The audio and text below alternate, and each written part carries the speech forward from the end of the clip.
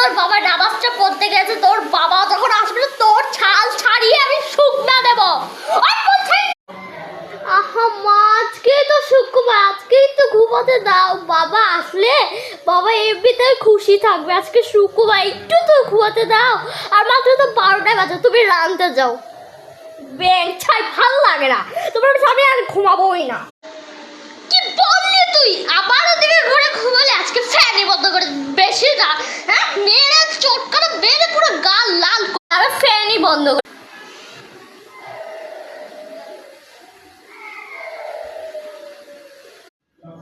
মা ফ্যান বন্ধ করলে কি দেখো বাইরে কত ঠান্ডা পড়া রোদ, তার ভিতরে যদি ফ্যান বন্ধ করে তো ঘেমে মরে যাবো। তুমি সাথে একটু ঘুমাতো।